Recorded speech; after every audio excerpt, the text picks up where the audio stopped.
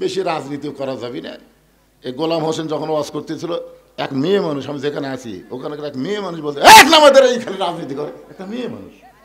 আমি ওটা শুনে ভয় খাইছি ভাই, হায় হায়, এখনো হাসিনার মায়ে আছে।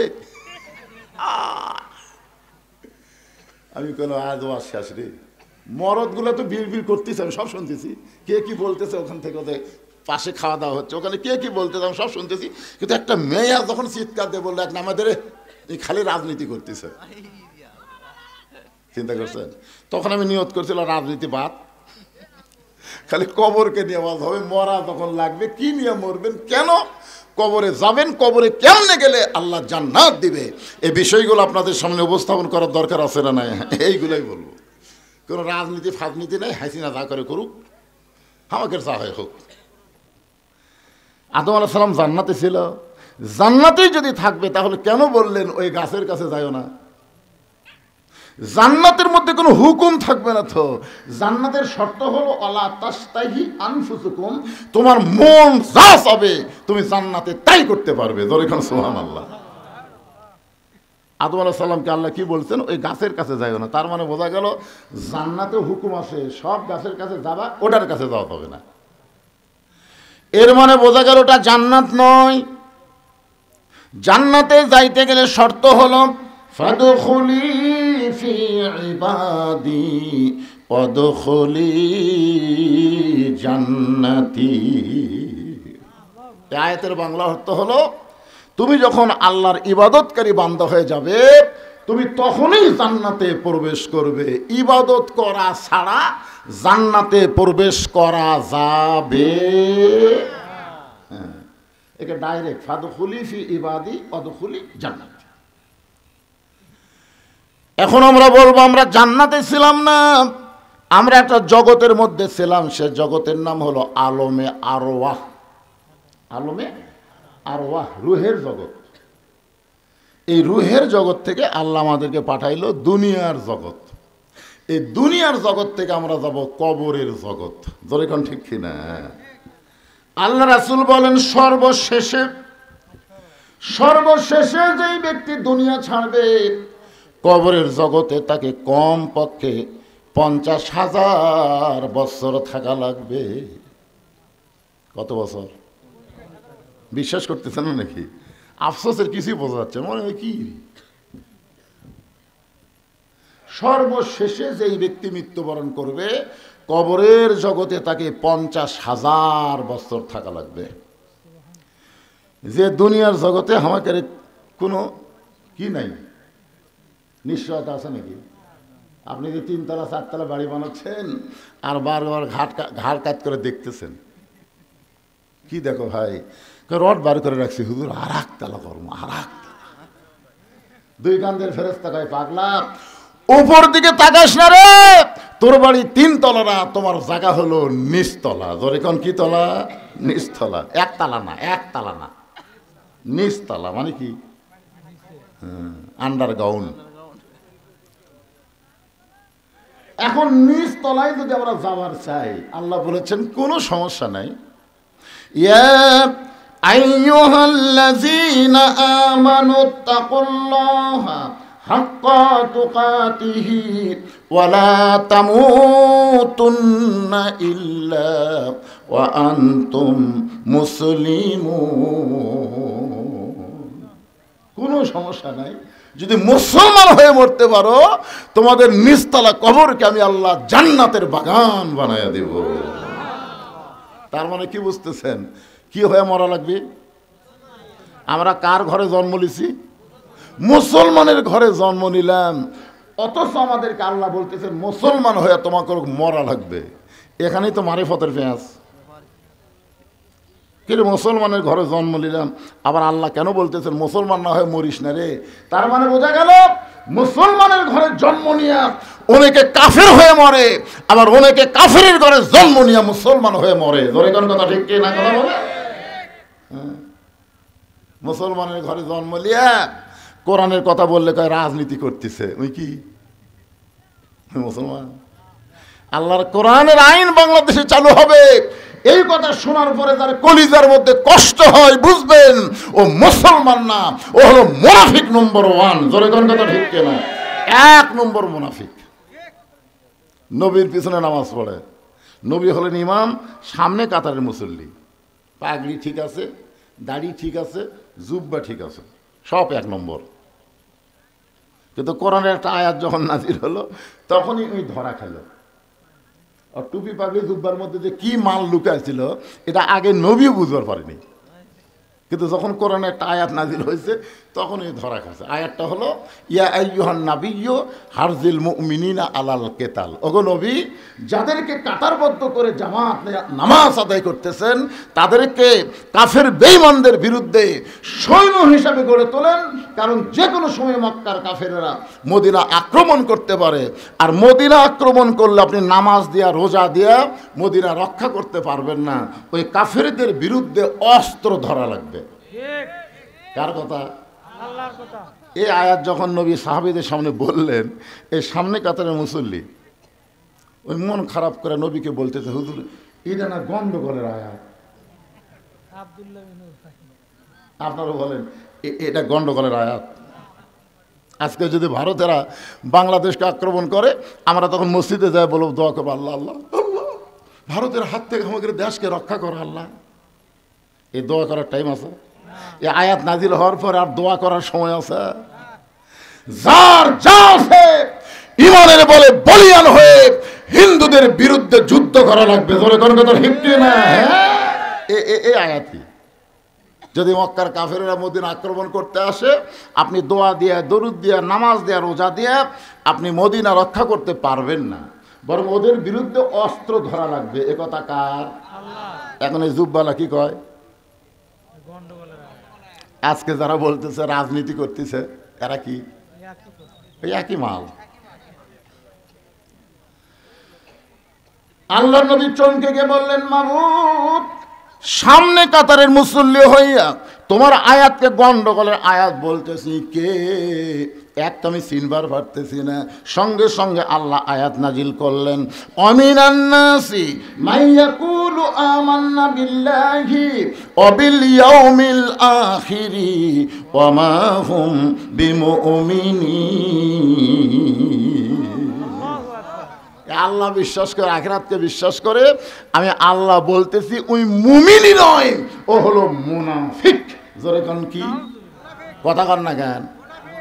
তো আমরা পাপী হতে পারি, গুনাহগার হতে পারি, কিন্তু আমরা মুনাফিক হতে পারবো না। জোরে কোন কথা ঠিক কি না? আপনারা বলেন তো মুনাফিকের জায়গা কোথায়? ওপরে না নিচে? এ বাবা এদিকে গল্প টল্প করিস না রে, মিডিয়ার ম্যানেরা চুপ করে বসতে শোনো। মুনাফিকদেরকে আল্লাহ জাহান্নামের সবচাইতে নিচে জায়গা দিবেন। সাহাবীরা জিজ্ঞাসা করলেন, ইয়া রাসূলুল্লাহ, জাহান্নামের নিচে মুনাফিকের খাদ্য কি হবে? রাসূল বলেন, ওপরে যে কাফের থাকবে, ওই কাফেররা যে পেশাব পায়খানা করবে, ওই পেশাব পায়খানা হবে মুনাফিকের খাদ্য। তাহলে কাফেরের পেশাব পায়খানা হলো মুনাফিকের খাদ্য। এখন আপনারা বলেন, আমরা কিছু মুনাফিক হওয়ার চাই? তাহলে কি হয়ে মরা লাগবে? মুসলমান হয়ে মরতে গেলে আমাদের করণীয় কি? এই যে একটা গজল আছে, কিন্তু যেদিন ডাক পড়িবে কবর মাঝে যাইতে, জোগাড় কিছু করছ বন্ধু তার মাঝে বিছাইতে। আপনার বলেন তো কবে ডাক পড়বে? এই দেখেন কি বলতে, কিন্তু যেদিন, মানে সময় বান্ধা দেয়নি বাজান। যদি আল্লাহ বলতো যা তুই যাচ্ছ, যা তুই 60 বছর বাঁচব, তুই 70 বছর বাঁচব রে, তোকে আমি সময় 70 বছর দিলাম, তাহলে 50 বছর যা ইচ্ছা তাই করে 51 থেকে তওবা তাসির করিয়া বুঝলেন আমি যা হুসি দিন গুনতেছি। এই সবাই বলে বয়স বাড়ে, আমি বলি কমে রে। একটু মনোযোগ দিয়ে শুনবেন, যে কোনো সময় যদি আমাদের মৃত্যু হয় তাহলে আমাদের এখন থেকে প্রস্তুতি গ্রহণ করা লাগবে। আর মুসলমানের 1 নম্বর প্রস্তুতি হলো নামাজ। নামাজ যদি না থাকে আপনি ঈমান এবং মুসলমানিত্ব রক্ষা করতে পারবেন না। এখন আসেন, মনোযোগ দিয়ে শোনেন। ইজা আসাবাতুহুম মুসিবাতুন ক্বালু ইন্না লিল্লাহি ওয়া ইন্না ইলাইহি রাজিউন। বিপদ আপদ মুসিবত যখন আসবে, এখন আপনাদের কাছে আমার প্রশ্ন হলো, এখানে সংক্ষেপে ছোট প্রশ্ন, খুব ছোট, যে বর্তমানে আপনাকে শেরপুর এই এলাকার জন্য সবচাইতে বড় বিপদ কি? যে বিপদের সময় আল্লাহ ইন্নালিল্লাহ পড়ার হুকুম দিল, কলু মানে কি আল্লাহ ফরজ করে দিল। এখন আপনারা বলেন, আপনাদের এলাকায় সবচাইতে বড় বিপদের নাম কি?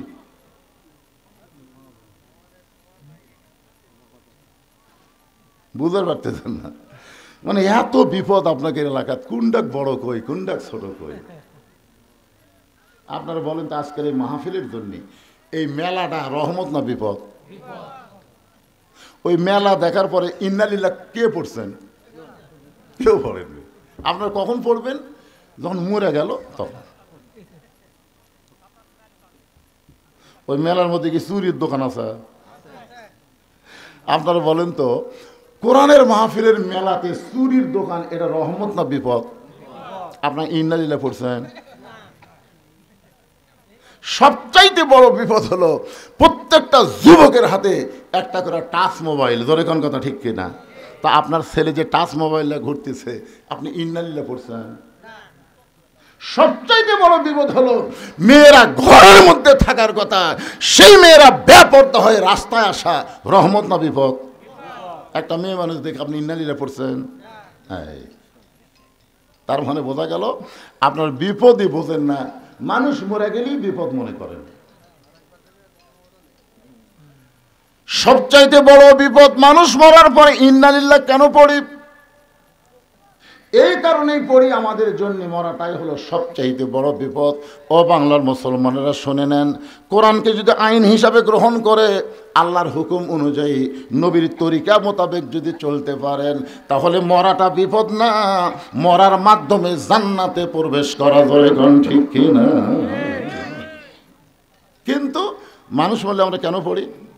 আমরা মনে করি মরাটাই হলো বিপদ। আল্লাহ রাসূল বললেন, সর্বশেষে যেই ব্যক্তি কবরে যাবে, কবরের জগতে তাকে 50,000 বছর থাকা লাগবে। এই কথা শোনার পরে আমাদের মা উম্মাহাতুল মুমিনিন খাদিজাতুল কুবরা ছোট বাচ্চার মতন কান্না শুরু করে দিলেন। রাসূল বলে, খাদিজা আপনি এমন করে কেন কাঁদতেছেন? খাদিজা বলে, ওগো আল্লাহর নবী, আমি জানি কবরে কোনো দরজা নাই, কবরে কোনো জানলা নাই, কবরে কোনো সাথী নাই, কবরে কোনো বাতি নাই, একা একা 50,000 বছর অন্ধকার কবরে কেমনে থাকবো? এই কথা শোনার পরে আমার চোখটা দর দর করে পানি পড়তেছে। আল্লাহর নবী খাদিজার চোখের পানি মুছা দিয়া কপালে একটা চুম্বন দিয়ে বললেন, খাদিজা, ওই আল্লাহর শপথ করে বলতেছি, ঈমান গ্রহণ করার পরে আপনি আল্লাহর সঙ্গে যে সম্পর্ক গড়ে তুলেছেন, আল্লাহ আপনার কবরকে জান্নাত বানায়া দিবে। সুবহানাল্লাহ। সবাই বলেননি? বলছেন?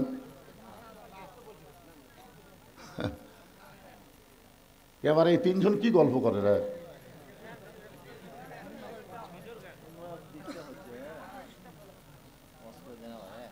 না শোনেন, তাহলে এখানে যে আল্লাহ রাসূল বললেন, কি বললেন শোনেননি? খেয়াল করেননি? এদের তরিকতের লাইনে একটা কথা আছে, খিয়ালেতে রাখো মন, খিয়ালো অমূল্য ধন, খিয়ালো হারাইয়া গেলে সব হবে তার কারণ। আগে যখন আমি ছোটবেলায় হাল বোতাম, হালুয়া বোঝেন না, আমি সবসময় 2 নম্বর হাল ধরতাম। 2 নম্বর হাল ধরে আমার কোনো সময় ঘুম ধরতো। তো একদিন গরুর পাওয়া ফাল ধরছে, আমার আব্বা এসে চর দেখা, এই তুই খেয়াল করে হাল বলছো। আসলে কিন্তু আমার খেয়াল ছিল না, বেখেয়াল হয়ে গেছে, ঢুকে গেছে।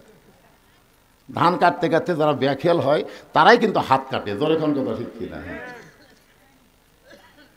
একটু মনোযোগ দিয়ে শুনবেন।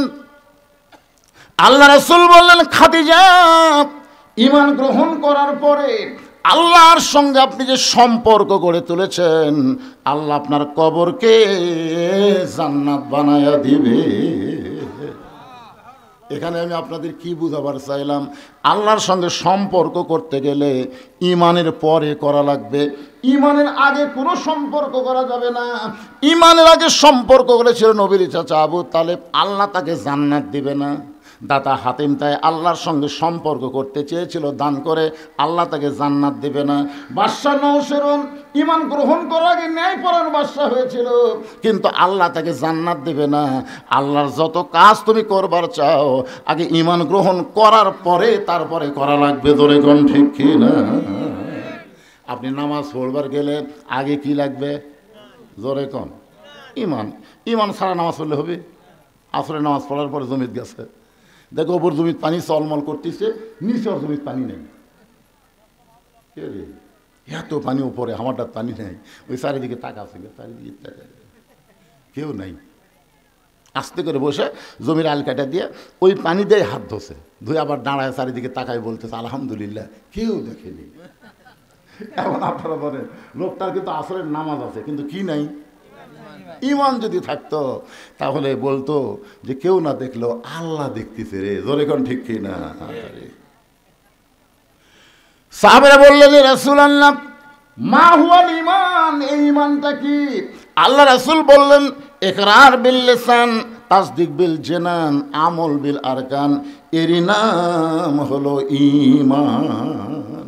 জবানে বলতে হবে লা ইলাহা ইল্লাল্লাহ, জবানে বলা লাগবে। সবাই বলেন লা ইলাহা ইল্লাল্লাহ, লা ইলাহা ইল্লাল্লাহ, লা ইলাহা ইল্লাল্লাহু মুহাম্মাদুর রাসূলুল্লাহ।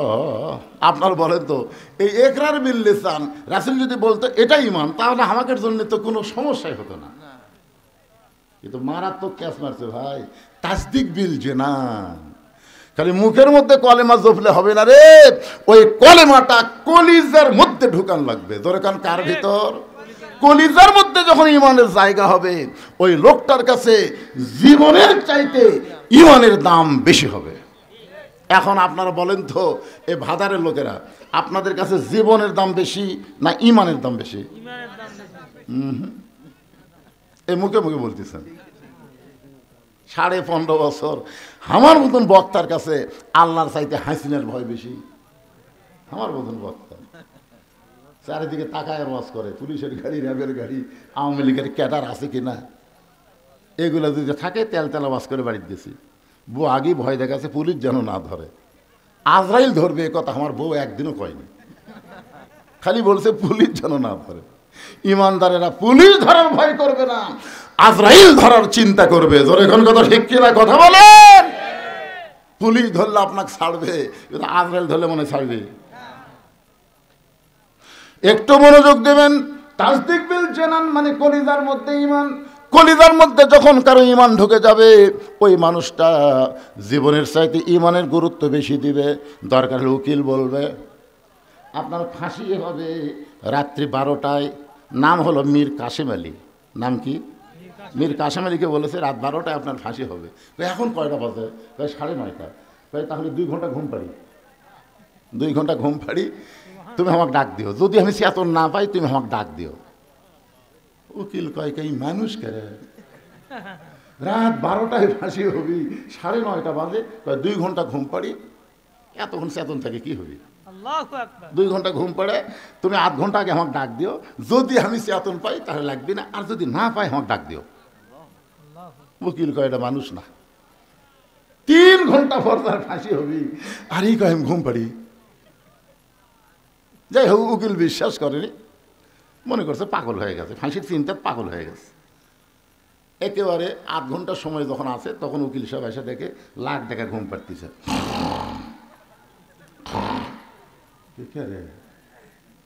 আর 8 ঘন্টা ফাঁসির সময় এখনো ঘুম পাড়ে, ডাক দিছে। লাভ ধরে বলছে ভাই ফাঁসির টাইম হচ্ছে? না স্যার, এখন 8 ঘন্টা আছে। তাহলে 2 রাকাত নামাজ পড়ি। অজু করে এসে 2 রাকাত নামাজ পড়ে এখানে পাঞ্জাবি টাঞ্জাবি গাওয়াত দিয়ে আতর সুরমা লাগে বলতে চ যাই। উকিল বলতেছে কোথায় যাবেন? কোথায়? বলে ফাঁসির কাজটা। আপনি জানেন আপনার ফাঁসি হবে, মৃত্যু হবে। মীর কাসেম আলী মুসকে মুসকে হাসে আর বলে, তোমরা বলো আমার ফাঁসি হবে, কিন্তু আমার আল্লাহর কোরআন বলতেছে আমার মৃত্যু হবে না। ওয়ালা তাকুলু লিমান ইউকতালু ফি সাবিলিল্লাহি আমওয়াতুন বাল আহইয়াউ ওয়ালাকিন লা তাশউরুন। কলিজার মধ্যে যখন ঈমানের জায়গা হবে, ওই মানুষটা ফাঁসিকে মৃত্যুবরণ করবে না, বরং ফাঁসিকে আল্লাহর জন্য জীবিত মনে করে তারা হাসতে হাসতে ফাঁসির মঞ্চে যাবে, কারণ তাদের কাছে জীবনের চাইতে ঈমানের দাম বেশি।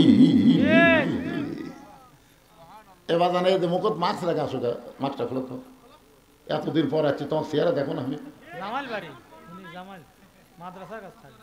ঠিক আছে, এটা দেখার জন্য বললাম বাজান, মুখত দিয়ে থাকো, যখন মোটর সাইকেল চালাও ধুলে বালি যেন আপনার নাকে মুখে না ঢোকে, এই জন্য মাস্ক খালি করোনার সময় না, সব সময় পরা দরকার, ঠিক না?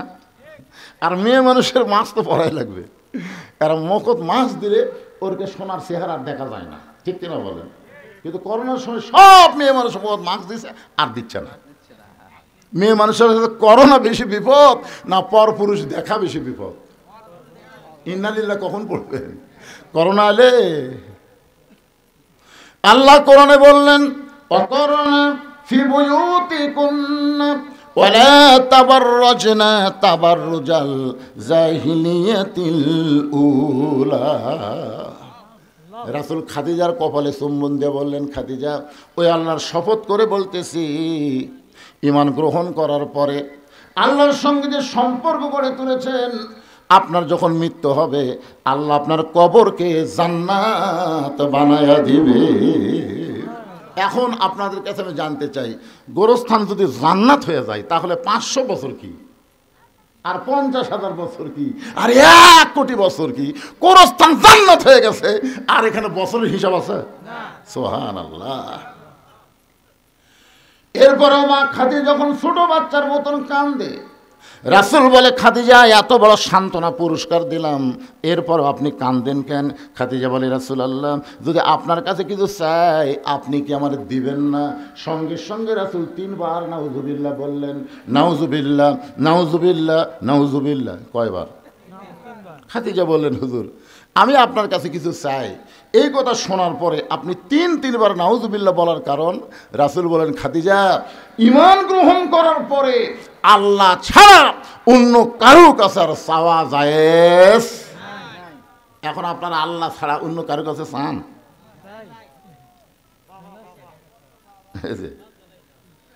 আমার দয়াল বাবার দরবারেতে কেউ ফিরে না খালি হাতে। একটা বক্তা আছে দেখবেন খালি বাবার ওয়াজ করে। আল্লাহর ধন নবীরে দিয়া, আল্লাহ আছে গায়েব হইয়া, নবীর ধন খাজানিয়া শুয়ে আছে আজমিরে, কেউ ফিরে না খালি হাতে, খাজারে তোর দরবারেতে। জোরে কন, আরো জোরে কন। এটা কিভাবে বলা লাগবে? কেউ ফেরে না খালি হাতে, আল্লাহ তোমার দরবারেতে, ইয়া কানাবুদু ওয়া ইয়া কানাস্তাইন। আমরা গোলামি করে আল্লাহর সাহায্য চাইবো আল্লাহর কাছে, আল্লাহ ছাড়া অন্য কারো কাছে চাওয়া যাবে না, এমনকি নবীর কাছেও চাওয়া যাবে। আল্লাহ রাসূল চাইতে পারবেন? 11 সালে হজ করতে গেছিলাম প্রথম। আমরা তো গোরস্থানে যাই, আমরা দোয়া দরুদ পড়ে হাত তুলি না? ভাই আপনারা হাত তোলেন না গোরস্থানে? দোয়া দরুদ পড়ে যারা কবরে আছে তাদের রুহের মাগফিরাতে আমরা দোয়া করি। আমি মনে করছিলাম সবচাইতে দামি, যাকে কবরই বলা যাবে না, আল্লাহ রাসূলের, এটাকে আমরা কি বলি, কবর না রওজা? সবাই বলে ওই যে রাসূলের রওজা, পাশে আবু বকরের কবর, পাশে উমরের কবর। আমি মানুষের মুখে বলতে শুনেছি, রাসূলের কিন্তু কবর কয়নি, বলে যে রাসূলের রওজার পাশেই আবু বকরের কবর, পাশেই উমরের কবর। তার মানে বোঝা গেল যে এই আবু বকর উমর কবর আর রাসূলের কবর না। কারণ কি? এখানে রওজা বলার কারণ কি? আমি একটা গজল গাই, দেখেন তো আপনারা বুঝতে পারেন কিনা। গাবো? ইসলামের আলো জলায়া দিয়া নবী শুইয়া আছেন সোনার মদিনায়। আর যদি আমি এভাবে বলি, ইসলামের পতাকা উড়ায়া দিয়া নবী ময়রা আসেন সোনার মদিনায়, কি ময়রা পাওয়া যাবে? যদি কই খালি গুনা করে। একটু মনোযোগ দিয়ে শুনবেন। আমি বিশ্বাস করি নবী আমার হায়াতুন নবী, এই মনে করে 11 সালে যখন নবীর রওজার পাশে হাত তুলেছি, ইতিমধ্যে 2 পুলিশ এসে আমার হাতের উপর লাঠি দিয়ে ঠাসি দিয়ে বললেন, মান্নু কুল্লু হারাম, মান্নু কুল্লু হারাম। হাত যদি পাতাবার চান কাবার মালিকের কাছে হাত পাতান, মদিনার রওজার পাশে হাত পাতানো হারাম। আমি মনে মনে কইলাম, পুলিশ রে তুই হাসিনিস, মনে মনে আমি হলাম বাংলাদেশের একটা সাইকেল বক্তা, আর তুই তার হাতের উপর ঠাসি মারল। কিন্তু আমার ইমান বললো, মাওলানা তুই ভেজাল দেশের লোক, তোর ইমানের মধ্যেও ভেজাল, তোর আমলের মধ্যেও ভেজাল, আর এরা হলো আসল দেশের পুলিশ। জোরে কোন কথা ঠিক কিনা? কি হলো রে? কি আছে কি আছে কি আছে? আচ্ছা খারাপ হয় না তো, কি জন্য খারাপ হয়? এরা যদি একবার খেপা যায়, এ লাঠি লিয়ে যেতে। আমি তো এরকম থামে থুয়ে কাম করতেছি, আর ওটো না।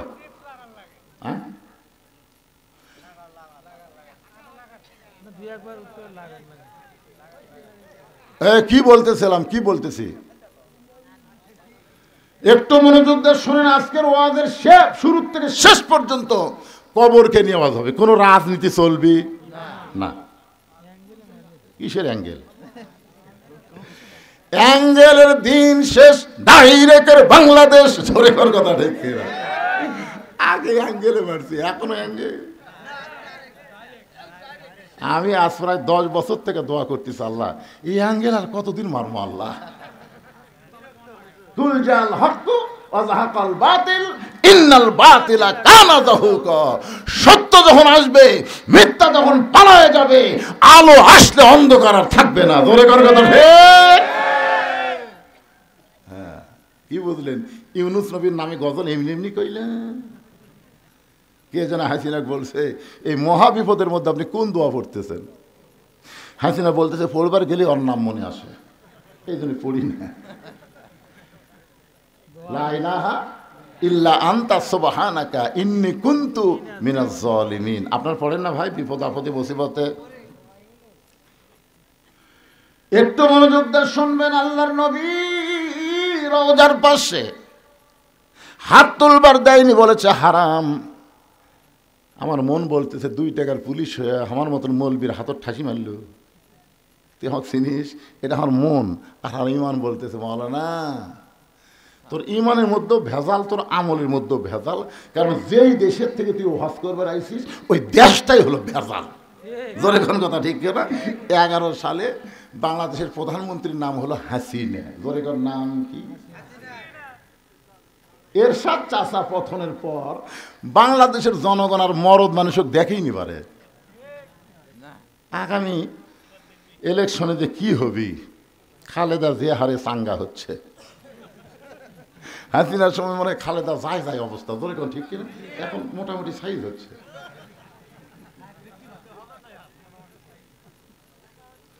আপনারা একটা সিদ্ধান্ত নেন, মা তারাক্তু বাদি আলা উম্মতি ফিতনাতুন আদার রাজুল মিনান নিসাই, রাওয়াহুল বুখারী কিতাবুল ফিতান। আল্লাহ রাসূল বলেছেন, আমার পরে আমার উম্মতের জন্য সবচাইতে বড় বিপদ হলো পুরুষ মানুষের জন্য নারী নেত্রী হওয়া। নারী নেত্রী হওয়ার পরে ইন্নালিল্লাহ কোনোদিন পড়ছে? এই যে আগামী তার কোন নারীকে বাংলাদেশের নেত্রী আমরা দেখতে চাই না। পুরুষ মানুষ হবে বাংলাদেশের নেতা। ধরে দেন কথা ঠিক না? সবাই বলেন আল্লাহুম্মা আমিন। একটু মনোযোগ দিয়ে শোনেন। ভেজাল দেশের মানুষ, আমি আলেম হলো ভেজাল, যেটার প্রমাণ পাইছি জয়তুনের দোকানে গিয়া। দোকানদারকে বললাম, ভাই আসল জয়তুনের তেল দেন। যেই কইছি, দোকানদার কর্মচারীকে বলতেছে, হারাম হারাম কুল্লু হারাম। ও আমার ধাক্কা দিয়ে বের করে দিল। এক সৌদি আমাদের বাংলাদেশে চাকরি করে সৌদিতে, তাকে বললাম কে রে ভাই, খালি আসল চাইছি, তাতে আমাকে ঘর থেকে বাইর করে দিল কেন? বলে হুজুর এখানে নকলই নাই। তো যেখানে নকল নাই সেখানে আসল চাওয়া মাত্রই ওরা বুঝবার পারছে আপনি ভেজাল দেশের লোক। কারণ কি জানেন? ওই দেশে আল্লাহর আইন চলে, আর বাংলাদেশে মানুষের আইন চলে। আল্লাহ হচ্ছেন আসল আর মানুষ হচ্ছে ভেজাল। জোরে করে কথা ঠিক না? এই জন্য আগামীতে আমরা ভেজাল আইনে চলবো না, আল্লাহর কোরআনের আইনে আমরা চলতে চাই। কারা কারা চলতে চান দুই হাত তুলে আমার আল্লাহকে দেখান। লিল্লাহি তাকবীর। হাত নামান। আল কোরআনের আলো সংসদে কে করলো? হাসিনা নাই তো? না 16 দিন থেকে যাচ্ছি। আরে আপনারা কি মনে করতেছেন অন্যায় ভাবে যাদেরকে ধরে লেগেছে, আমাকেও গেছে 9 বার, যাদেরকে অন্যায় ভাবে ধরে নিয়ে জেলের মধ্যে রাখছে তাদের বিচার হবে না? তারা কিন্তু বাংলাদেশের ভুয়া কোর্ট কাছারিতে বিচার দেয়নি, আসল জায়গায় বিচার দিচ্ছে। ধরে কোন জায়গায়? আসল জায়গায় বিচার কেমন একটা দৃষ্টান্ত শোনেন। গভীর রাত্রে হযরত ওমর মদিনার অলিগলি ঘুরতে গিয়ে হঠাৎ হযরত ওমর দেখতে পায় মদিনার মরুভূমির মধ্যে একটা তাঁবু টাঙ্গানো। ওমর ফারুক তাঁবুর নিকটে গিয়ে দেখে দুইটা বাচ্চা মা মা বলে কাঁদতেছে, আর মা বলতেছে গোস্ত সিদ্ধ হলেই তোমাদের খাবার দেব, একটু ধৈর্য ধরো, গোস্ত সিদ্ধ হলেই তোমাদের খাবার দেব। ওমর ফারুক চিন্তায় পড়ে গেলেন, দুম্বার গোস্ত হলে 8 ঘন্টা লাগবে, উটের গোস্ত হলে বড় জোর 1 ঘন্টা লাগবে। এত গভীর রাত হয়ে গেছে, এখন পর্যন্ত গোস্ত সিদ্ধ হয় না। এটা কেমন মা, এটা কেমন মা? লোকমা দিয়ে বললেন, মা তোমার কলিজায় কি তোমার সন্তানের দয়া নাই? 2টা সন্তান ক্ষুধার জ্বালায় কান্দে, আর এখন পর্যন্ত তোমার গোস্ত সিদ্ধ হয় না। এত রাত ধরে গোস্ত সিদ্ধ না হওয়ার কারণ কি? মেয়েটা বলে, পথিক আমার বাড়ি হলো ইয়ামিন দেশে, আমি শুনতে পাইলাম মদিনার খলিফা হযরত ওমর অত্যন্ত ভালো মানুষ। এই ভালো মানুষ ওমরের কাছে আমার 2টা এতিম বাচ্চাকে নিয়ে আইছিলাম। গতকাল বিকালবেলা এত মানুষের ভিড়, আমি ভিড় ঠেলে ওমরের কাছে যাবার পারি নাই। আজকে রাতটা কোনো মতে কাটায় দিয়া আগামীকাল সকালবেলা ওমরের দরবারে যাব, কিন্তু আমার 2টা এতিম বাচ্চা ক্ষুধার জ্বালায় বারবার যখন কাঁদতেছে, আমি মা হয়ে তাদেরকে সান্ত্বনা দেওয়ার জন্য পাতিলে পানি আর পাথর দিয়ে নিচে আগুন জ্বালায় বলতেছি, বাবা গোস্ত সিদ্ধ হলেই তোমাদের খাবার দেব। ও পথিক আমার পাথর সিদ্ধ হবে না, আমার সন্তান 2টাকেও খাবার দেবার পারবো না, কিন্তু আমি মা হয়ে বুঝবার পারছি আমার সন্তান সকাল পর্যন্ত আর বাঁচবে না। এত খিদা নিয়ে 2টা সন্তান হয়তো রাতের বেলায় আমার মৃত্যু হয়ে যাবে। সঙ্গে সঙ্গে ওমর ফারুক বলে, মা একটু ধৈর্য ধরো মা, আসল জায়গায় যেন বিচার দিও না। লিল্লাহি তাকবীর। ওমর ফারুক বললেন, মা একটু ধৈর্য ধরো মা, আসল জায়গায় যেন বিচার দিও না। এই কথা বলে এক দৌড়ে এসে বাইতুল মালের দরজায় বললেন, আসলাম 1 বস্তা খাবার খাদ্য আমার মাথায় উঠে দে। আসলাম বলে, আমিরাল মুমিনিন কোথায় বস্তা নিয়ে যাওয়া লাগবে হুকুম দেন, আমি মাথায় করে নিয়ে যাব। ওমর কান্দার বসলাম, রে একজনের পাপের বোঝা আর একজন মাথায় নিবার পারে না, দে আমার মাথায় উঠায় দে। অউলিল আমরি মিনকুমকে বিশ্বাস করে চাকর আসলাম ওমর ফারুকের মাথায় যখন খাবার বস্তা উঠায় দেয়, ওমর ফারুক এত জোরে দৌড়ানো শুরু করেছে। আসলাম বলে, আমিরাল মুমিনিন একটা বস্তা মাথায় নিয়ে যদি আপনি এভাবে দৌড়ান তাহলে আপনি পড়ে গিয়ে আপনার কষ্ট হবে। ওমর কান্দে বলে, আসলাম রে আসল জায়গায় বিচার দেওয়ার আগে আমি ওমর যদি বুঝবার না পারি, এই ওমরকে আল্লাহ জাহান্নামের আগুনে পুড়াইয়া মারবে। এক দৌড়ে মেয়েটা তাঁবুর কাছে গিয়ে বললেন, মা রুটি হালুয়া তৈরি করো। রুটি হালুয়া তৈরি করে যখন মা ওমর ফারুকের হাতে দেয়, ওমর ফারুক 2টা বাচ্চাকে উরাতের উপরে নিয়ে রুটি হালুয়া ছিঁড়ে ছিঁড়ে যখন মুখে দেয়, ওমরের চোখ দিয়ে দর দর করে পানি পড়তেছে। 2টা বাচ্চা বলে, কে গো আপনি? আমরা এতিম, আমাদের বাবা নাই, কিন্তু আজকে বাবার দরদ দিয়ে আপনি আমাদের আদর করতেছেন। সঙ্গে সঙ্গে ওমর ফারুক বলে, আল্লাহ এই অধমকে জাহান্নামের আগুন থেকে তুমি বাঁচায় দাও। মেয়েটা বলে, পথিক রে, আমি ভালো মানুষের গল্প শুনেছি, কিন্তু মানুষ এত ভালো হয় আজকে নিজের চোখে দেখলাম। তুমি জাহান্নামের আগুন থেকে মুক্ত কেন চাও? আল্লাহ ওমরকে মদিনার খলিফা না বানায়া তোমাকে যদি খলিফা বানায়া দিত, এই মদিনা আল্লাহর জান্নাত হয়ে যেত। ওমর কিন্তু দুইবার একটা কথা বলেছে, মা আসল জায়গায় বিচার দিও না। আসল জায়গা মানে কি? এই আলেমেরা জেলের মধ্যে যাদেরকে অন্যায়ভাবে নিয়ে যাওয়া হয়েছে, বিশেষ করে আল্লাহর ওলি আল্লামা সাইদি, আসল জায়গায় বিচার দেওয়ার কারণে আজকে জালেমের এইরকম পরিণতি হয়েছে। জোরে কোন কথা ঠিক না? গোটা পৃথিবীর ইতিহাসে যে সরকার প্রধানও পলায়, তার সাথে 300 এমপিও পলায়, গোটা পৃথিবীর ইতিহাসে এরকম ইতিহাস নেই। কি কথা! হায় হায় রে, এরকম ইতিহাস আছে? কি আমার পর্যন্ত এইরকম ইতিহাস হবি না ভাই। আসল জায়গাত বিচার দিয়েছে বাবা। মনে করতেছে ছাত্র জনতা না। ইজা জা নাসরুল্লাহি ওয়াল ফাতহ, সূরা নসর বলেন, কোন বিজয় মানুষের হাতে না, বিজয় হচ্ছে আমার আল্লাহর হাতে। ধরে কোন কথা ঠিক? আরে একটু মনোযোগ দিয়ে শুনবেন। কোরআন আইন যদি আমরা চালু করতে চাই, তাহলে আমাদের সবাইকে বলতে হবে আল কোরআনের আলো। সবাই বলেন না কেন? একটা বার বলেন তো ভাই। আপনি এটা বলে যদি মরেও যান, আপনি জান্নাতে যাবেন। কারণ রাসূল বলেছেন, মান সাআলাল্লাহু তাআলা আশ-শাহাদাতা বিসিদকিন বাল্লাগাহুল্লাহু মানাজিলা শুহাদা ওয়া ইমাতা আলা ফিরাশিহি, রাওয়াহুল বুখারী। আল্লাহ রাসূল কি বলেছেন? হাদিসটা শুনবেন। আল্লাহ রাসূল বলেছেন, কেউ যদি চায় যে আল্লাহ রাস্তায় যুদ্ধ করতে করতে আমি শহীদ হব, এইরকম যদি আশা করে, ইসলামে আন্দোলন করে, কোরআনের দল করে, ওই মাতা আলা ফিরাশিহি, সে যদি নিজের বিছনায় মৃত্যুবরণ করে, বাল্লাগাহুল্লাহু মানাজিলা শুহাদা, এই যে সুন্দর নিয়ত করার কারণে আল্লাহ হাসরের ময়দানে তাকে শহীদদের কাতারে দাঁড় করাইয়া দিবে।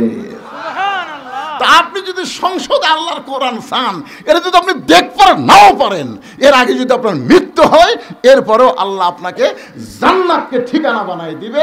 কারণ আপনি এই যে একটা স্লোগান দিচ্ছেন, এটা হক স্লোগান। এর চাইতে ভালো স্লোগান আছে?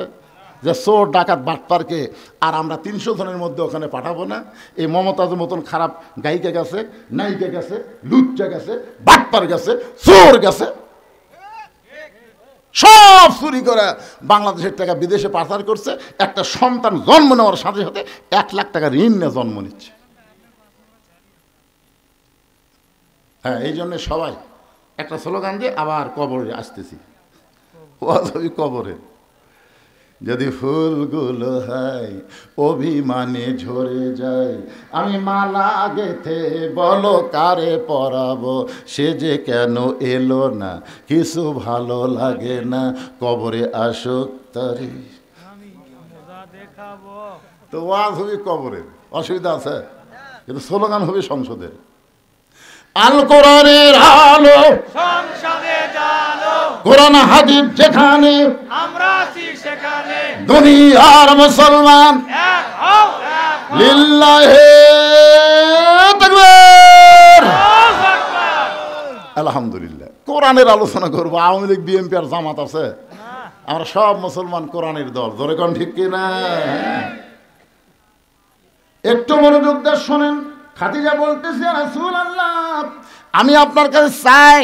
এই কথা শুনে আপনি 3 বার নাউজুবিল্লাহ বললেন, কিন্তু আমি আপনার কাছে যা চাবো তা যদি আল্লাহর না থাকে, তাহলে আল্লাহ কেমনে দিবে? নবী চুন করছে, কে? খাদিজা আমার কাছে কি চাবে যেটা আল্লাহর নাই?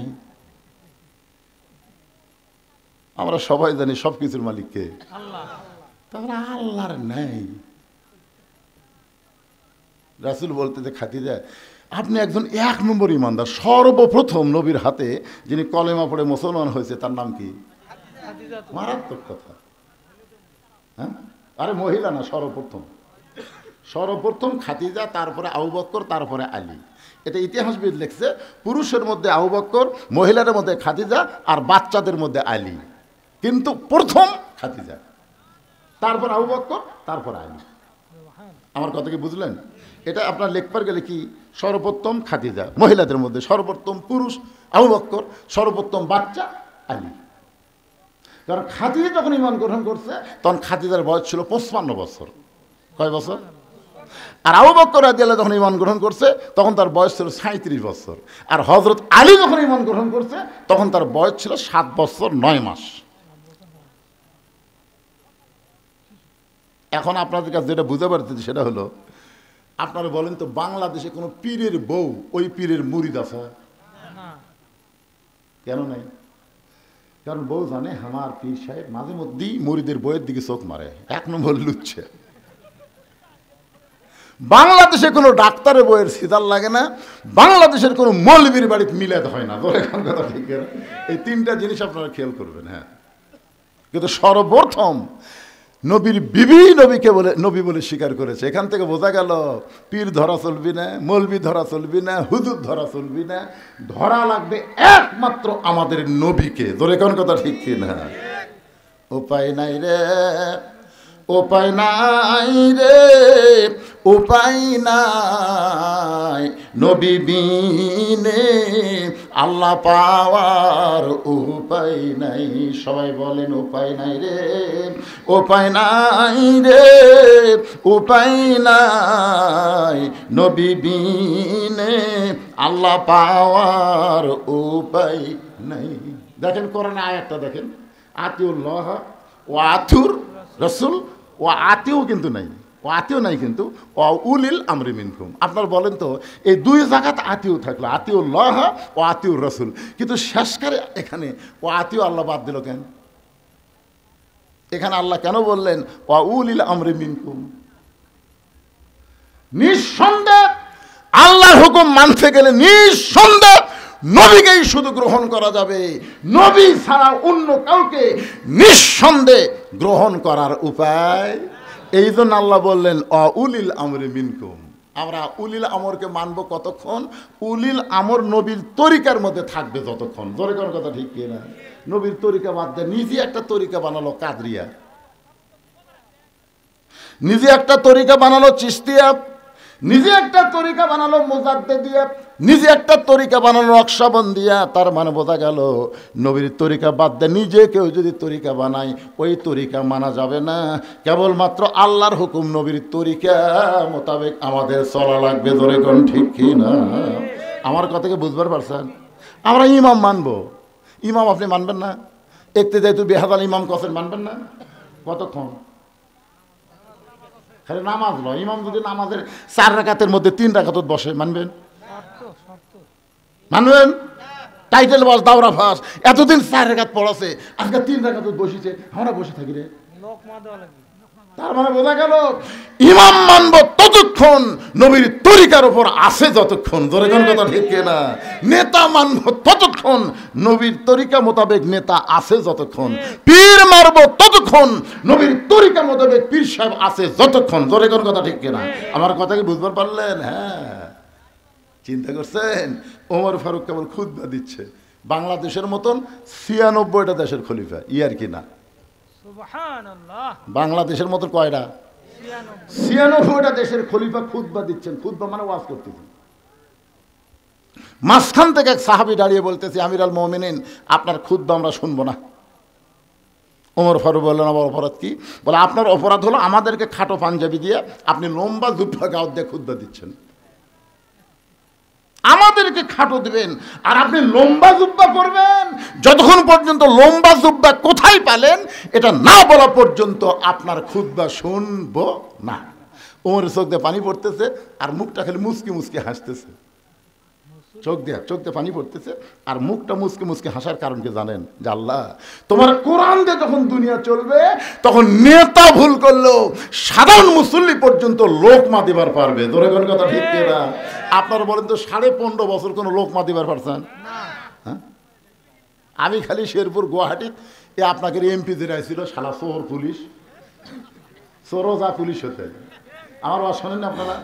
চোরোজা পুলিশ হতে হয়, চোর চুরি করার পুলিশ। এই শালা এসপি যতদিন আসলো আমি হঠাৎ গুয়াহাটির মধ্যে বলেছি যে প্রধান বক্তার মুখত দাড়ি লাগে আর প্রধান অতিথির মুখত দাড়ি থাকলে ভালো হয় না, এই কথাকে আমি খারাপ কইছি? শালা এমন গরম হলো, এটা কিন্তু লোক মানা, আমি একটা ভালো কথা কইছি আর গরম হয়ে কয় ধনুর শেরপুর হারাম, আমার জন্য বলে হারাম। কে রে শালা, তুই কুটি আর আমি কুটি রে রে। সারাগান্ধীর মান্নান কছিল আজ থেকে সারাগান্ধীর সোনাতলা বাংলাদেশের জন্য হারাম করে দিলাম। আমি বললাম তুই হারাম করার কে রে? এই ঘটনার কিছুদিন পরে শালা মরিছে মারা। আরে কি মনে করতেছেন? উনি নেতা, একটা এমপি, তার মুখে দাঁড়িয়ে রাখা, নবীর সুন্নতের কথা বলেছি আর বেটা খেপে গেছে। কারণ মানুষের তৈরি আইন দিয়ে বাংলাদেশ চলে, লোকমাদিনী নেতা খেপে, আর কোরআন দিয়ে যখন দুনিয়া চলবে সাধারণ মুসল্লি বাংলাদেশের মতন ৯৬টা দেশের খলিফার খুতবা বন্ধ করে দিছে। আমাদেরকে খাটো পাঞ্জাবি দিয়া আপনি লম্বা জুব্বা পরে খুতবা দিচ্ছেন, যতক্ষণ লম্বা জুব্বার কাহিনী না বলবেন ততক্ষণ আপনার খুতবা শুনবো না। ওমর ফারুকের চোখ দিয়ে দর দর করে পানি পড়তেছে। এমন সময় ৩০ পারা কোরআনের হাফেজ, ৬ লক্ষ হাদিসের হাফেজ, নাম হলো আব্দুল্লাহ ইবনে ওমর। সুবহানাল্লাহ। দেখছেন নেতার বেটা যোগ্যতা, দেখছেন নেতার বেটা ৩০ পারা কোরআনের হাফেজ, ৬ লক্ষ হাদিসের হাফেজ। আর হামাকের এমপির বেটার খবর কি? এই আমাদের প্রধানমন্ত্রীর বেটা খ্রিস্টান মহিলা বিয়ে করছে, দেখছেন? আরে কি মনে করছেন? চিন্তা করে দেখেন, বাংলাদেশের মতন ৯৬টা দেশের খলিফা হযরত ওমর, যাকে বলা হয় অর্ধ পৃথিবীর খলিফা, ধরে কোন ঠিক কিনা? তার ছেলে ৩০ পারা কোরআনের হাফেজ, ৬ লক্ষ হাদিসের হাফেজ। বাবার পাশে দাঁড়ায় বলতেছে, রে নবীর সাহাবীরা, তোমরা খাটো পাঞ্জাবি হলেও তো নতুন কাপড় পরে নামাজ পড়তে এসেছ। আমার পরনে লক্ষ্য করে দেখো, আমার পরনে কিন্তু নতুন কোনো কাপড় নাই। ওসমান গনি বলতেছে, আব্দুল্লাহ আজকে জুমার দিনে নতুন কাপড় না পরে তুমি পুরাতন কাপড় পরছো কেন? আব্দুল্লাহ বলতেছে, আমি যদি নতুন কাপড় আজকে পরতাম তাহলে আমার বাবার জুব্বা লম্বা হতো না। কি বুঝলেন? আমি যদি আজকে নতুন কাপড় পরতাম তাহলে আমার বাবার জুব্বা লম্বা হতো না। রে নবীর সাহাবীরা শোনো, তোমরা সবাই যখন ঘুমায় থাকো, এমন সময় আমার বাবা ঘুমায় না। যেদিন থেকে মদিনার খলিফার দায়িত্ব পাইছে সেদিন থেকে সব মানুষ ঘুম পাড়বে, আর আমার বাবা তোমাদের খেদমতের দায়িত্ব নিয়েছে। ধরে কর না সুবহানাল্লাহ। আর এখনকার নেতারা মোবাইল বন্ধ করে ঘুম পাড়ে। ভোটের আগে এসে কয় গরিবের বন্ধু, সমাজ জনদরদি। যেই শালা নেতা হয়ে গেছে ওর মোবাইল আর চালু নাই। দুনিয়ার সবাই যখন ঘুম পাড়ে, ওমর ফারুক সুরের মতন মদিনার অলিগলি ঘুরে বেড়ায়।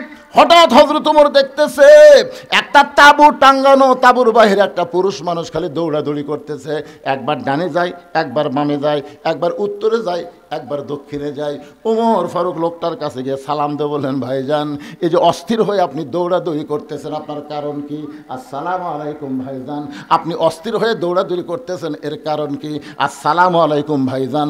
আপনি অস্থির হয়ে দৌড়াদৌড়ি করতেছেন, এর কারণ কি? কয়বার সালাম দিছে লোকটা? মিয়া তাহলে বারবার সালাম দিস মিয়া, তুই আমাকে চিনিস? আমার বাড়ি হলো অমুক এলাকায়, আমার শ্বশুরের বাড়ি হচ্ছে অমুক এলাকায়। আমি গর্ভবতী বউ নিয়ে রাতের বেলা বের হয়েছি, এই জায়গায় এসে আমার বউয়ের প্রসব বেদনা শুরু হয়েছে। এখন তাঁবুর মধ্যে আমার বউ থুয়ে আমি বাহির অস্থির হয়ে ঘুরতেছি, কি করবো, আমি কি করবো? আর মারি সমানে খেলে সালাম দেশ। ওর হর বললেন, ভাইজান ভাইজান একটু ধৈর্য ধরেন, আমার বাড়িতে ভালো একটা ধাত্রী আছে ভাই।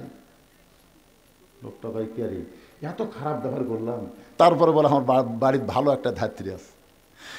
এক দৌড়ে বাড়ির দরজা, আব্দুল্লাহর মা আব্দুল্লাহর মা দরজা খুলে দে। ওমর ফারুক বলে, চমকে গিয়ে বলে, আব্দুল্লাহর মা, আমি তোমাকে ডাক দাও মাত্রই তুমি দরজা খুললে। তুমি যদি ঘুমের মধ্যে থাকতে তাহলে এত তাড়াতাড়ি দরজা খুলতে পারতে না। বলো তো এত তাড়াতাড়ি দরজা কেমনে খুললা? বউ কান্দার বলে, স্বামী গো, আপনি পাগল হয়ে গেছেন। আমিও তখন থেকে আপনার জন্য দরজায় দাঁড়িয়ে থাকি, আপনি আসা মাত্র দরজা খোলার অপেক্ষা। আপনি কষ্ট করে মানুষের দুঃখ কষ্ট দেখবেন, আর আমি আরাম করে বিছানায় ঘুমাবো।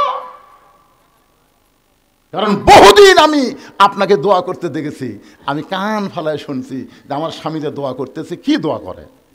আমি কান ফালায় শুনছি আপনি দোয়া করছেন, আল্লাহ আমার আব্দুল্লাহর মা কত কষ্ট করে আমাকে ভাত তরকারি রুটি পাক করে দেয়।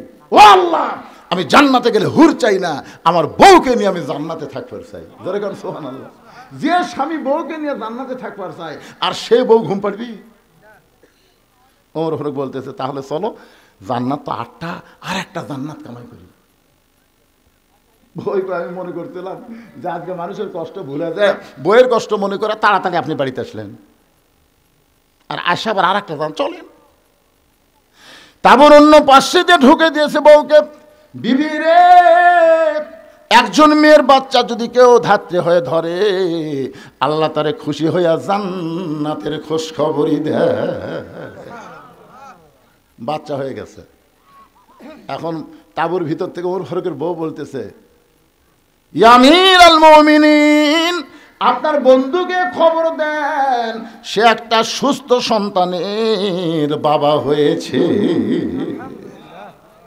যেই বলছে আমিরুল মুমিনিন, আপনার বন্ধু খবর দেন, ওর অবস্থাটা কি? কে রে? 3-3বার সালাম দিচ্ছে, আমি সালাম তো লেইনি।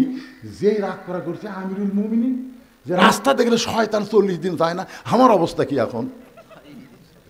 2 হাত থরথর করে কাঁপতেছে, আমি ভুল করেছি, বেয়াদবি করেছি। ওমর ফারুক বুকের মধ্যে নিয়ে বলে, ভাইজান, যেদিন থেকে খেলাফতের দায়িত্ব নিয়েছি সেদিন থেকে আমার সুখ মাটি করে তোমাদের সুখ শান্তির চিন্তা কলিজার মধ্যে নিয়েছি। ধরে কোন সুবহানাল্লাহ। রে দুনিয়ার সাহাবীরা শোনো, তোমরা সবাই যখন ঘুমায় যাও, আমার বাবা তখন ঘুমায় না।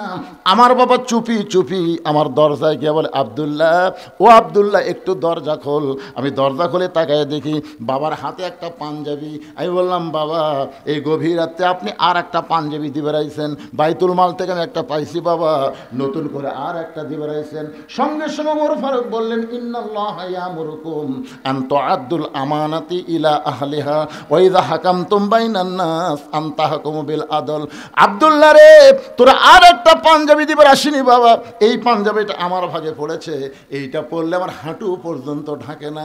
এখন বললে, আব্দুল্লাহ, আমি এত খাটো পাঞ্জাবি পরে যদি ইমামতি করবার যাই তাহলে কেমন লাগে? তোর পাঞ্জাবিটা আমাকে দান করে দে বাবা, তোর পাঞ্জাবিটা আমাকে দান করে দে।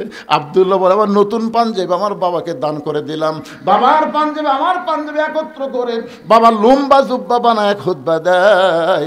এখন বলো, বাবার খুতবা শোনা যায় কি না যায়? সমস্ত সাহাবীরা চিল্লায় বলে, আল্লাহ, তোমার কোরআন দিয়ে যখন রাষ্ট্র চলবে, এমন ভালো মানুষকে মুসলমান নেতা হিসাবে দেখতে পাবে। লিল্লাহে তাকবীর। তোমার কোরআন দিয়ে যখন রাষ্ট্র চলবে, এমন ভালো মানুষকে মুসলমান নেতা হিসাবে দেখতে পাবে। মানুষের তৈরি আইন দিয়া, ডক্টর কামালের সংবিধান দিয়া এই বাংলাদেশ কোনোদিন শান্তিময় হতে পারে না। বাংলার যদি শান্তি চায়, আল্লাহর কোরআনের বিকল্প কোনো রাস্তা নাই। আল কোরআনের আলো, এটা কি রাজনীতি? আল্লাহ। খাদিজাতুল কুবরা বলে, ইয়া রাসূলুল্লাহ, আমি আপনার কাছে যা চাই তা যদি আল্লাহর না থাকে। নবী বলে, খাদিজা, আল্লাহর নাই এ কথা বলাও ঠিক না। খাদিজা বললেন, হুজুর, তাহলে সূরা ইখলাস পড়ি। নবী চুম করছে। যে খাদিজা বলতে সূরা ইখলাস পড়ি, নবী চুম করছে, তার মানে সূরা ইখলাসের মধ্যে আল্লাহর অনেক কিছুই নাই। আপনারা জানেন না, একবার পড়লে 10 পারা কোরআন পড়ার সওয়াব। 114টা সূরা কোরআন শরীফে, কয়টা?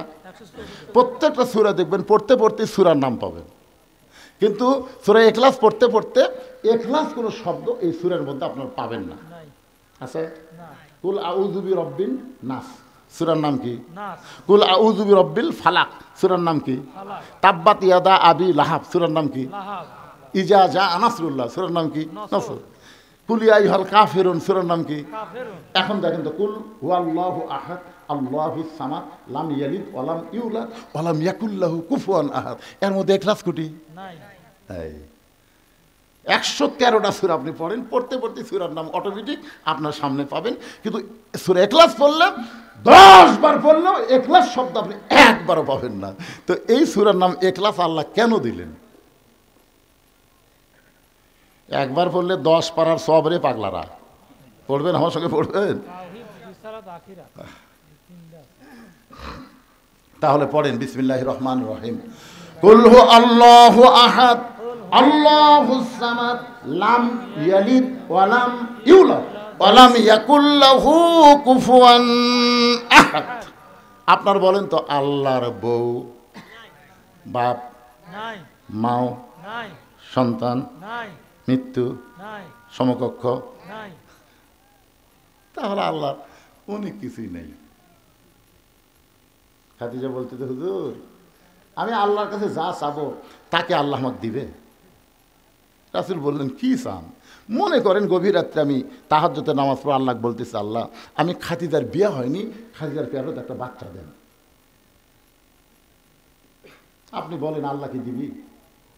রাসূল বলতেছে, আল্লাহ দিবার পারলেও দিবি না, কারণ বিয়া ছাড়া একজনক বাচ্চা দিয়ে আল্লাহ যে বিপদত পড়ছিল। আপনার বলেন তো, বিয়া ছাড়া আল্লাহ একজনক বাচ্চা দিয়েছিল, তার নাম কি? মরিয়ম। এই মরিয়মের খালু জাকারিয়া নবী। ধরে কোন নবী? দেখেন মানুষের সন্দেহ কি, এই জাকারিয়া আলাইহিস সালামকে ওরা দোষ দিল, এই খালুর মাধ্যমে কাম হয়েছে। সবাই যখন জাকারিয়াকে ধর ধর, জাকারিয়া সমানে দৌড়ে আসবে, আল্লাহ কাম করলি, তুমি কাম করলেন আপনি, আর পিটুন খামো আমি। কি কাম কে করছে? আর দোষ কার?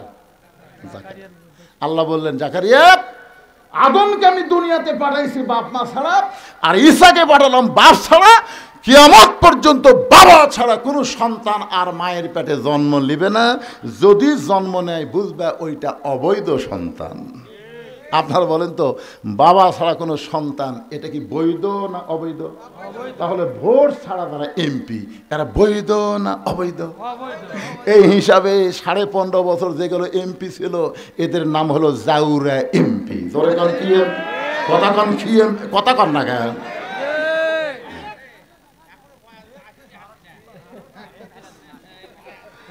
এই আজকের হেডলাইন দিবার জাউরা এমপি।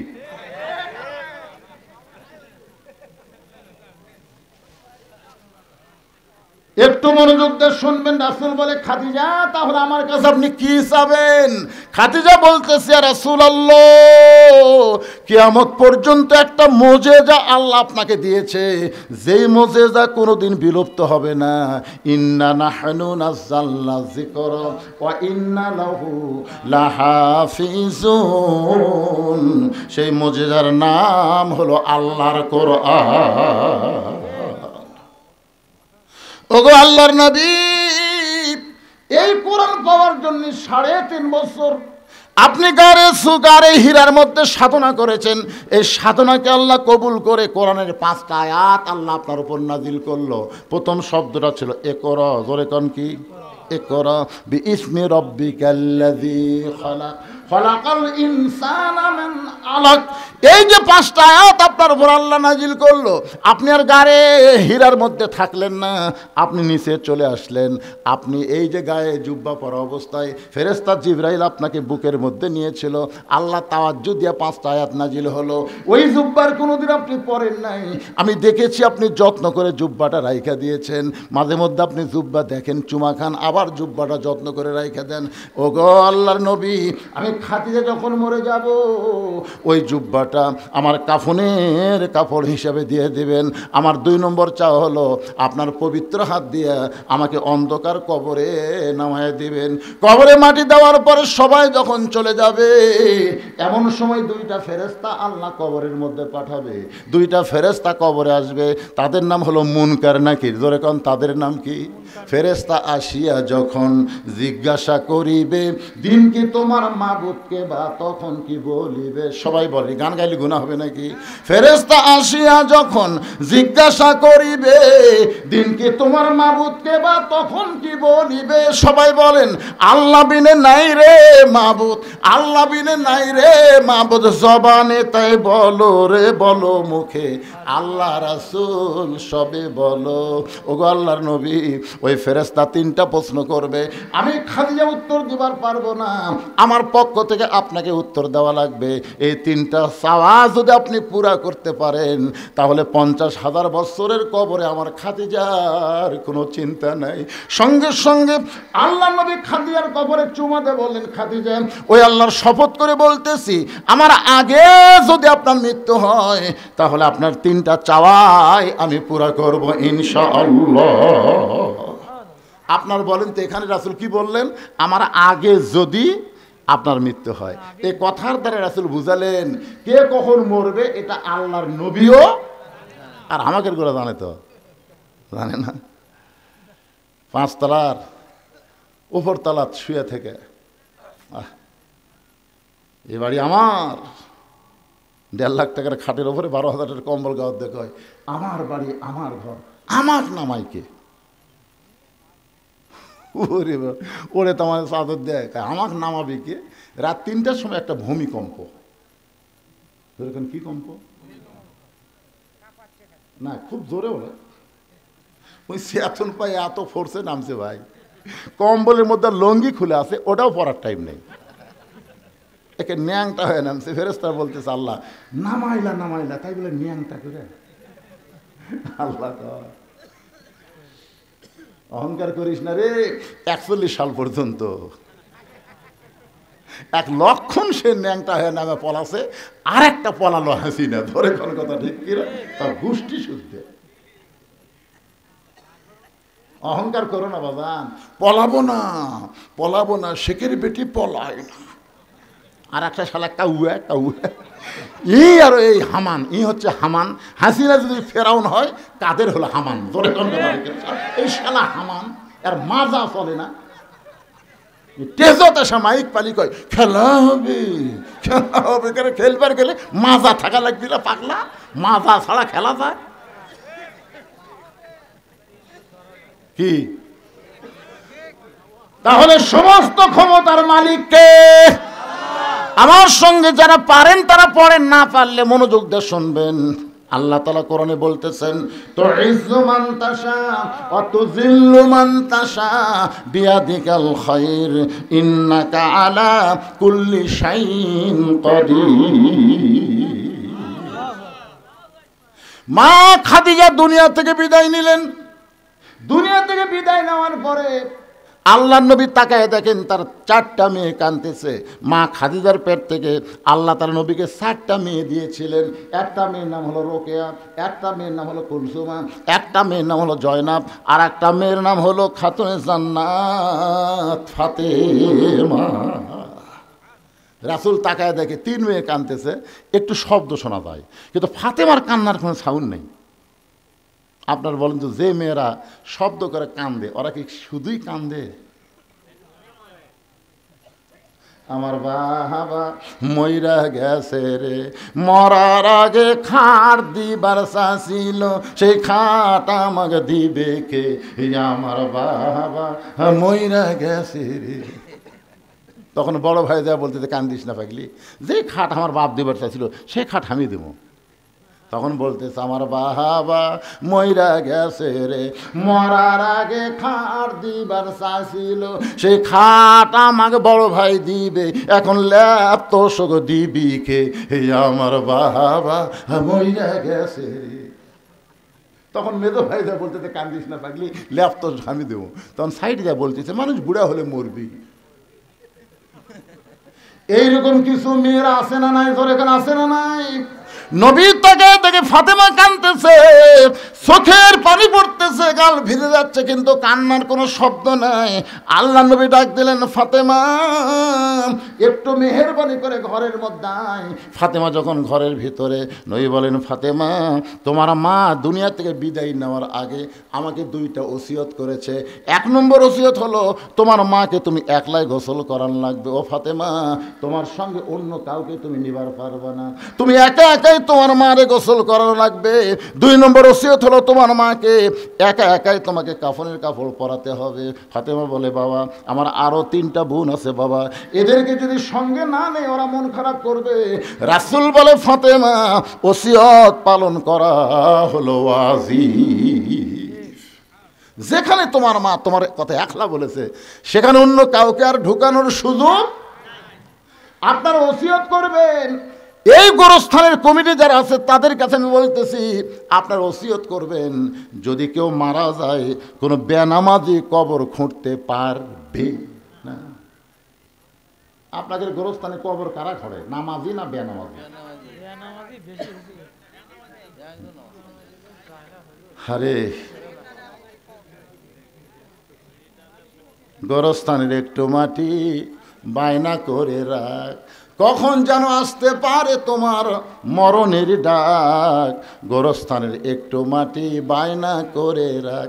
যেই বাড়িতে আপনি থাকতে পারবেন না সেই বাড়ি তৈরি করতে গেলে আপনি ভালো মিস্ত্রি খোঁজেন। যেন একটা 3তলা বাড়ি করো ভাই, এই ইউনিয়নের মধ্যে সবচাইতে ভালো মিস্ত্রি কে রে? যেই বাড়িতে থাকতে পারবে না সেই বাড়ি তৈরি করেন ভালো মিস্ত্রি দিয়া। আর যেই ঘরে 50,000 বছর থাকা লাগবে সেই কবর তৈরি করেন বেনামাজি দিয়া। আপনি জানেন, মান তারাকা সালাতু মুতাম্মিদান ফাকাত কাফারা, ইচ্ছা করে এক ওয়াক্ত নামাজ যারা বাদ দিল তারা কাফের হয়ে গেল। আর এই শালা কাফেররা যদি কবর খোঁড়ে, কবর দেওয়া মাত্রই সওয়াল জবাব বাদই আযাব শুরু হয়ে যাবে। তোর কোন কথা ঠিক না? খালি বেনামাজি আমার এলাকার যারা কবর খোঁড়ে, ওরা যাই মারা গেছে তার ছেলের কাছে না কারোর কাছে বলে, হয় আমরা তো কবর খোঁড়া যাচ্ছি, 5 প্যাকেট সিগারেট দাও। এখন 5 প্যাকেট সিগারেট নিয়ে এরা কবর খোঁড়বার যায়। কবর যে খুঁড়তেছে ওর মুখত সিগারেট, যাই কবর সমান করতেছে ওর মুখত সিগারেট, যাই মাটি তুলতেছে ওই একটা টানতেছে। 5টা সিগারেট যদি গোরস্থানত চলে, আপনারা বলেন তো ফেরেশতা থাকবে? কারণ ফেরেশতা দুর্গন্ধ সহ্য করতে পারে না। ফেরেশতা সাইডে দেখায় আছে, সাইডে দেখায় আছে। আল্লাহ কয়, কে রে গোরস্থান বাদ দে, সাইডে কেন? আল্লাহ যে বিড়ি ধরাছে। আপনারা কি মনে করতেছেন আপনি মারা গেলে আপনার গ্রামের সবচাইতে দামি ব্যক্তি হলো মসজিদের মুয়াজ্জিন? আপনি মসজিদের মুয়াজ্জিনকে 10,000 টাকা দিয়ে থন, বিনিয়োগ করেন, ভাই আমি মরে গেলে তুই একটু আমার গোসল করাই দেশ। আল্লাহ নবী বলেছেন, মুয়াজ্জিনের মাথা হাসরের ময়দানে সবচাইতে উপরে থাকবে। শুধু মাথা উপরে থাকবেন, আল্লাহ কুদরতি হাত দিয়ে মুয়াজ্জিনের মাথা একটা টুপি পরায় দিবে, যেই টুপিটা চাঁদের মতন আলো ঝোলাবে। সামনে কাতারের 5 জন নামাজিকে আপনি কবর খোঁড়ার দায়িত্ব দেন। শুধু শুধু না, হাদিয়া দেন, মিস্ত্রিকে যেমন টাকা দেন তাদেরকেও বলেন, তোমাদের 5 জনকে আমি 25,000 টাকা দিলাম, আমি যদি তোমাদের আগে মরি তোমরা আমার কবর খোঁড়বা, যদি তোমরা আগে মরো আমি মাফ করে দিব, অসুবিধা নাই। এইরকমভাবে 5 জন বেনামাজি কবর খোঁড়ার দায়িত্ব দেবেন, মুয়াজ্জিন আপনাকে গোসল করায় দিবে। যদি আপনার গোষ্ঠীর মধ্যে কোনো আলেম না থাকে, ভালো আলেম থেকে আপনি জানাজা নেবেন। বাজান রে, এরকম ওসিয়ত করা ইসলামে জায়েজ আছে। আমার কথা কি বুঝবার পারলেন?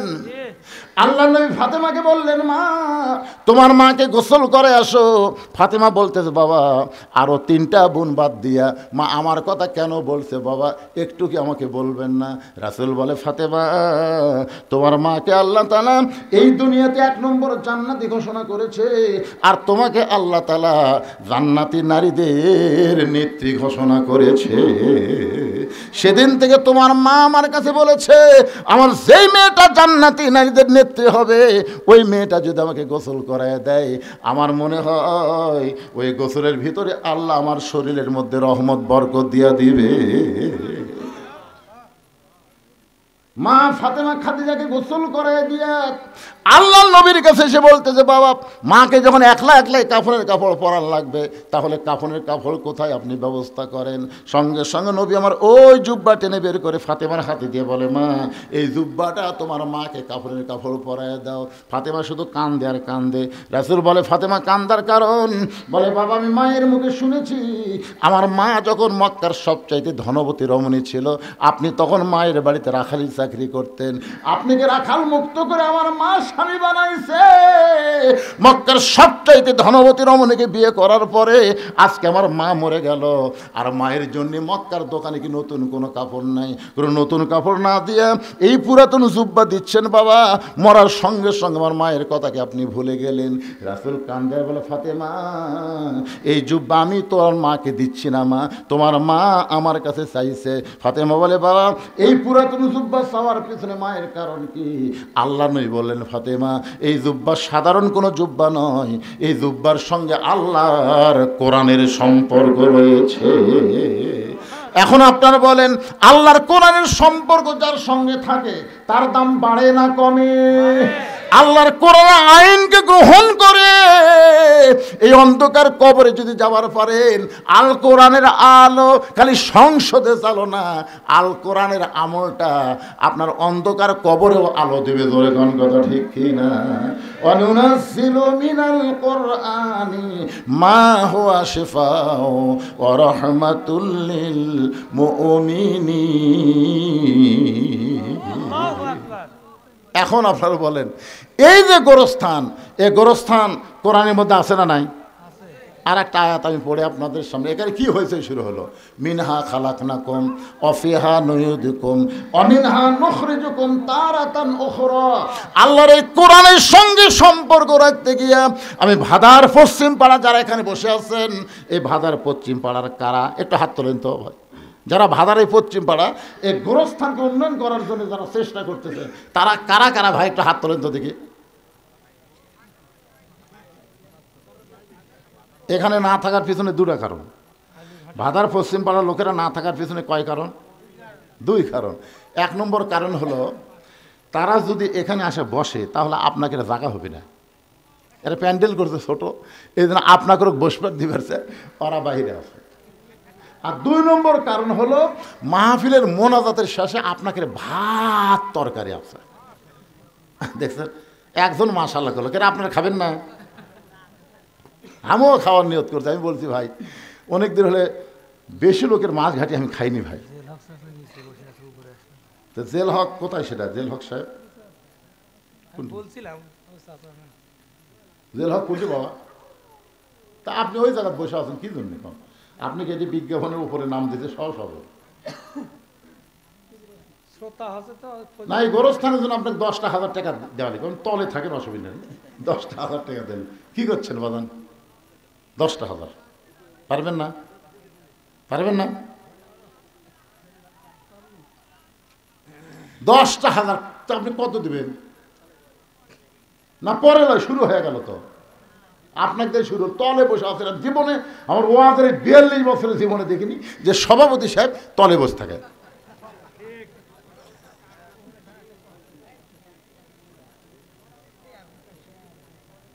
কি রাগ করছেন নাকি? আপনি কি রাগ করছেন?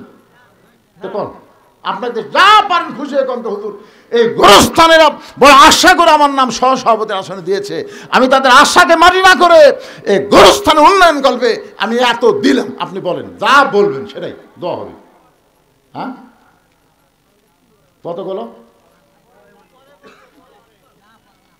পরে? আচ্ছা টেজের ওপর সহসভাপতি কি আছে? টেজের ওপর এলেন সহসভাপতি কি কোনটা? আলহাজ তরিকুল ইসলাম। আচ্ছা বাবা আলহাজ তরিকুল ইসলাম, আপনি কত দিন? আপনি দেশে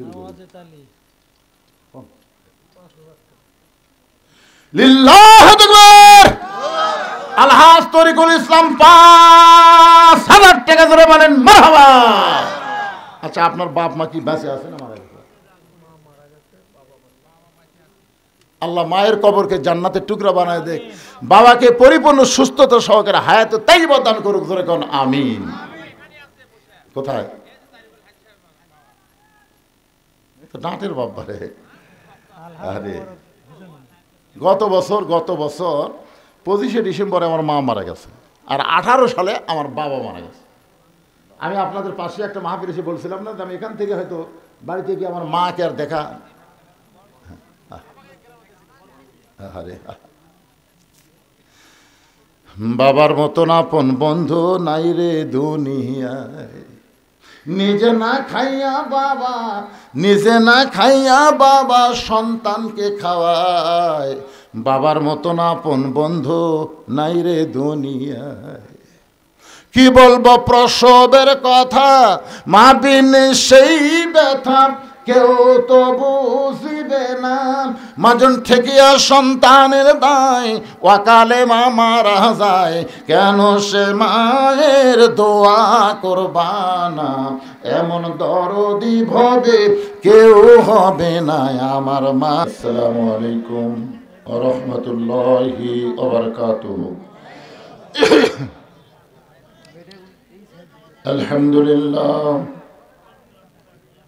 আলহামদুলিল্লাহ নাহমাদুহু ওয়া নাস্তাঈনুহু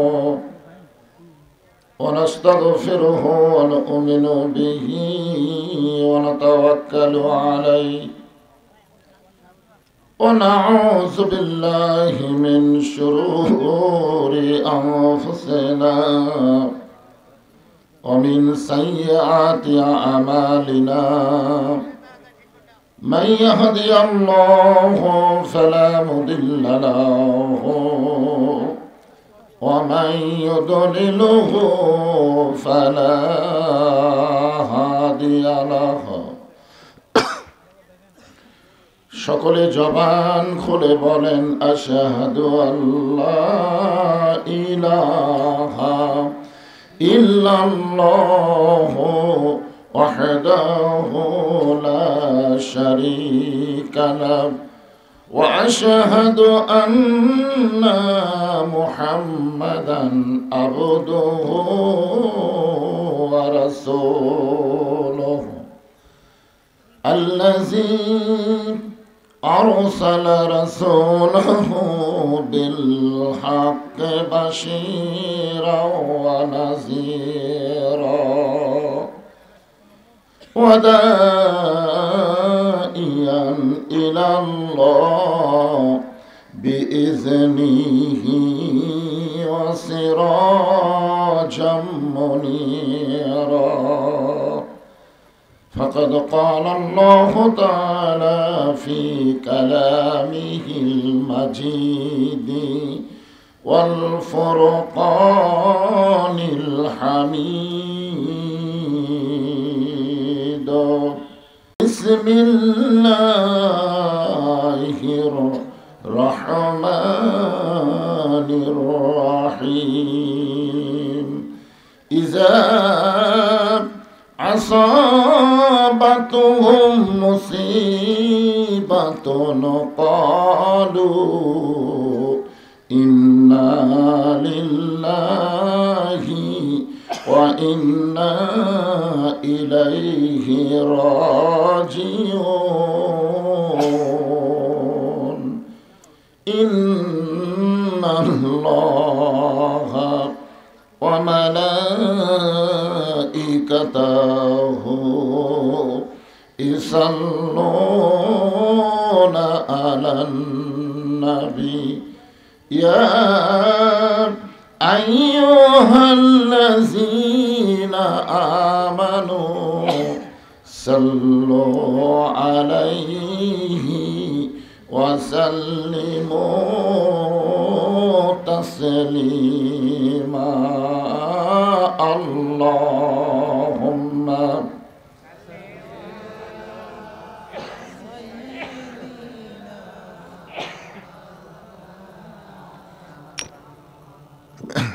وعلى آل سيدنا شفيعنا. হাজার হাজার মানুষ ছিল সেদিন, রাসূল ছিল মোদের একজনা, সকলে মারিল পাথর নিষেধ তো কেউ করলো না। আল্লাহুম্মা সাল্লি আলা মাওলানা মুহাম্মদ ওয়া আলা আলি সাইয়্যিদিনা শাফিআনা ইয়া আইয়ুহাল্লাযীনা আমানু উযকুরুল্লাহা যিকরান কাসীরা লা ইলাহা ইল্লাল্লাহ লা ইলাহা ইল্লাল্লাহু লা ইলাহা ইল্লাল্লাহু লা ইলাহা ইল্লাল্লাহ জোরে লা ইলাহা ইল্লাল্লাহ লা ইলাহা।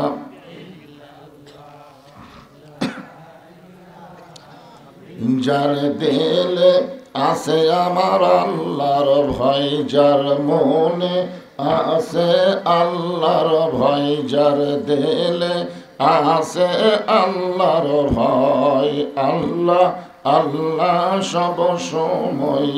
আহার নিদ্রা ভালো লাগে না, এই দুনিয়া ভালো লাগে না, ভালো লাগে শুধু আল্লাহ জোরে লা ইলাহা ইল্লাল্লাহ লা ইলাহা ইল্লাল্লাহু মুহাম্মাদুর রাসূলুল্লাহ।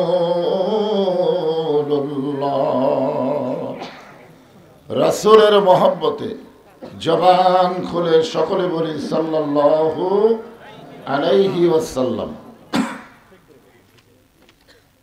ভাদার পশ্চিম পাড়া কবরস্থান কমিটি কর্তৃক আয়োজিত আজকের এই ইসালে সাব মাহফিলে আল্লাহ তাআলা যিনাকে সম্মানিত সভাপতির আসনে কবুল করেছেন, জনাব আলহাজ মোহাম্মদ হানিফউদ্দিন, সহসভাপতি আলহাজ মোহাম্মদ তরিকুল ইসলাম, সহসভাপতি জনাব মোহাম্মদ জেল হক, সহসভাপতি জনাব মোহাম্মদ ওয়াজেদ আলী, সম্মানিত সভাপতি এবং 3 জন সহসভাপতি, সকলকেই অন্তরের অন্তঃস্থল থেকে আমি শুভেচ্ছা জ্ঞাপন করছি। আপনার পিছনে যারা দাঁড়িয়ে আছেন, আজকের এই মাহফিলের শেষে কিন্তু ভাত তরকারি আছে। আপনারা বলেন তো দাঁড়ায়া নিবেন না বসে নিবেন? না না, ভাত তরকারি যখন দিবে তখন কি দাঁড়িয়ে থেকে নিবেন না বসবেন? তো খাওয়ার সময় যদি বসতে পারেন আর কোরআনের তাফসীর শোনার সময় দাঁড়িয়ে থাকলে এটা আদবি না বেদবি? এই জন্য যারা দাঁড়িয়ে আছেন বসেন, বসেন, সবাই বসেন। আজকের এই মাহফিলের সম্মানিত প্রধান অতিথি আলহাজ কাজী মাওলানা মোহাম্মদ রুকুনুজ্জামান, সম্মানিত প্রধান অতিথিকে অন্তরের অন্তঃস্থল থেকে আমি শুভেচ্ছা জ্ঞাপন করছি। তিনি নিজকে অত্যন্ত ছোট মনে করে কথা বলছেন, ছোট, যে আমি আপনাদের কাজী বিয়ে শাদী পড়াই আর আপনারা সবাই নিচে বসে আছেন, আমি ওপরে, কেমন যেন লাগতেছে। আল্লাহ কোরআনে বলেছেন ইন্না কারামাকুম ইনদাল্লাহি আতকাকুম। এইরকম ভয় যাদের কলিজার মধ্যে থাকে আল্লাহ তাদেরকেই সম্মানিত বানায় দেয়। জোরে কোন সুবহানাল্লাহ।